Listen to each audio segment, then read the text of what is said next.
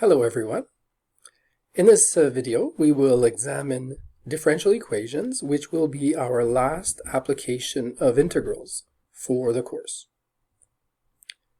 A differential equation is a link that we try to establish between a variable, its derivative or its derivatives, and the variable that it depends on.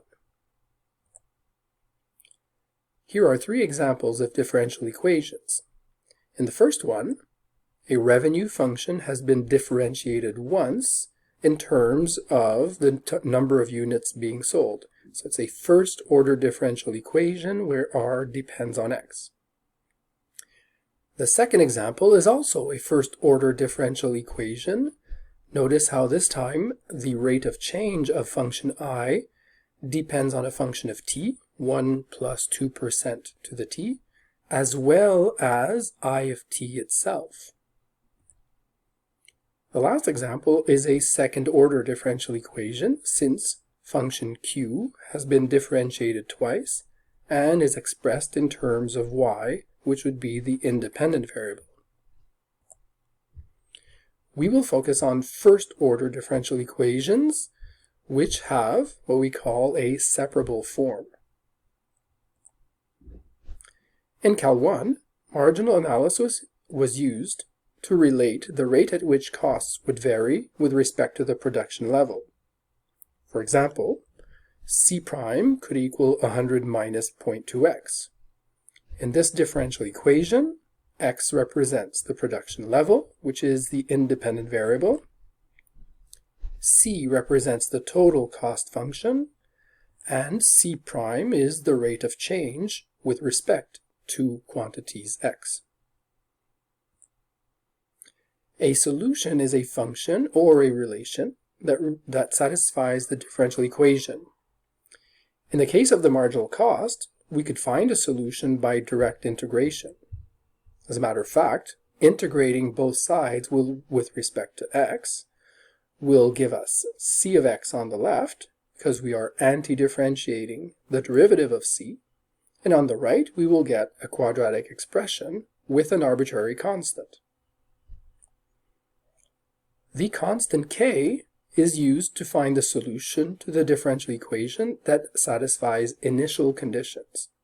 For instance, if the company's fixed costs are $2,400, then that means that costs, even when no units are produced, are $2,400. Our solution, c of x, can then have its value of x replaced by 0, and since 2,400 must be the outcome of this expression, then k has to be 2,400 itself. And now we get the complete solution to our differential equation as well as its initial condition. In the current Covid pandemic, the proportion of infected people can be denoted by p of t. It's a function that is dependent on time. P prime is equal to a multiple of p of t. 1 minus p of t is a way of representing the rate at which the infection progresses. Now observe how the infection's progression, p prime, depends not only on time but also on the population that is currently infected as well. Direct integration cannot be used this time because we would have to integrate p of t on the right, whose solution we don't know. So field lines and graphical solutions are ways to get an intuitive idea of the solution to a differential equation. Field lines are used to visualize the slope that we would expect a solution to have at any given point of our Cartesian plane. Back to our example, if p prime were equal to 0.1 p of t times 1 minus p of t, then two constant solutions to this differential will stand out. If p of t is 0, and if p of t is equal to 1, then p prime would be 0 in both cases, and our differential equation would be solved. Essentially, we're looking for zeros on the right-hand side. In a graph, we could then represent by straight lines or horizontal lines at heights 0 and 1 functions that would have started off with no infection or 100% infection. And the population's infection rate would stay at those levels. Then, by trying values between 0 and 1 for p, we would find that p prime would have to be positive.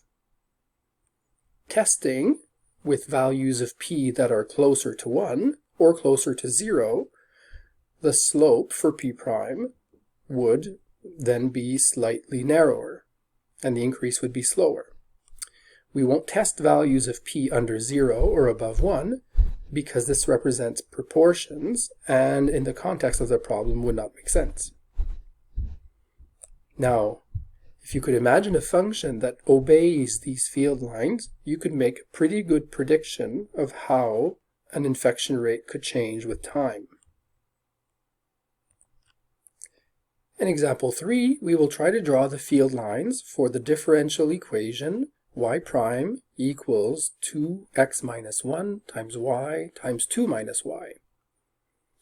Observe how the zeros on the right-hand side are found if x is 1, if y is 0, or if y is 2. So the constant functions y equals 0 and y equals 2 do solve the differential equation, and they have a slope of 0 at all points. Observe also that y prime would be 0 whenever x is equal to 1. So once again, we could draw our field lines by starting by values that generate a y prime of 0. So when y is 0, when y is 2, or when x is 1. If y prime is 0, we're using arrows that are horizontal, meaning that the slope is 0. This creates different regions where, by testing the signs resulting from 2 times x minus 1 times y times 2 minus y, we would get the direction of y prime. For example, left of 1, but with y values between 0 and 2, we would find slopes that are negative. If we used values of y between 0 and 2, but for which x is bigger than 1, then we would find slopes that are positive. And we could go on that way in other regions. Once again, based on the slopes, we can make predictions of what solutions may look like. A differential equation is in separated form when the dependent and independent variables can be placed on opposite sides of the equation using algebra. For example, if we started from this differential equation, which is currently not in separated form, but move terms around, we could express it in a way where all the y's are regrouped on the left and only x's appear on the right. This is now a separated form. Differential equations that are in separated form can be solved by direct integration. So on the left we have functions of y, on the right we have functions of x, and we can integrate both sides. Now, even though we see y's on the left, we have to keep in mind these are functions of x. And therefore, we could treat y of x like a substitution, which sounds a little bit weird, but if u were y of x, then du would be y prime times dx. Typically, we don't even bother changing the letters, and we'll just think of y of x as y, and y prime dx as dy directly. And then from there, we can integrate both sides individually. Some people will actually prefer to write y prime as dy over dx, and simply separate the y's and the x's by cross-multiplying. So this too is acceptable, although it's not very formal in the mathematical approach. In both cases, we're ready to integrate the same two functions, one in terms of x and one in terms of y. Let p of t represent the proportion of people in Montreal that are infected with Mathavid 20, an irreversible disease whose spread is described by the following differential equation. Notice how between the beginning and the start and the ending points, the form has changed because of how we've separated the variables. Our goal will be to find P of t if 10% of the population was infected initially. And the first step would be to separate the variables. Once the variables are separated, and again, we could remember that p prime dt is really just another way of saying dp. Then the separated forms allow us to integrate both sides individually. On the left, ln of p minus ln of 1 minus p will be the outcome, which we would find by partial fractions. On the right, 0.1 dt becomes a linear function with an arbitrary constant. Now, although we put absolute values, again, the context suggests that p, the proportion of infected people, is between 0 and 1, and in theory, it wouldn't be necessary to mention the absolute values.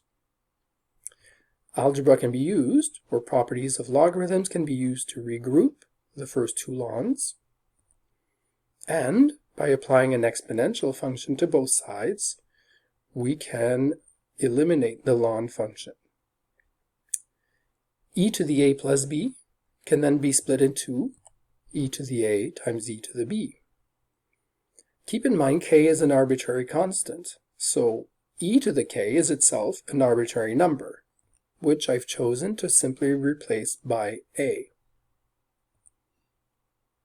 At this stage, remember that 10% of the population was infected at time 0, and that's sufficient to find the value of a. By replacing t equals by 0, the value of a that results is 1 over 9. And then, following that, by using some algebra, we can isolate p of t and express it in terms of time. Here is a graphical representation of the solution we get. Notice how, even though at first 10% of the population were infected, this proportion will grow and will stable off as we approach 100%. This solution looks remarkable, but we had already planned it earlier by examining simply the field lines. So it's interesting to apply the field line approach first, to have an idea of what the solution may look like, and then to compare with what our algebraic solution provides us, and see if there's any discrepancy. That's it for today.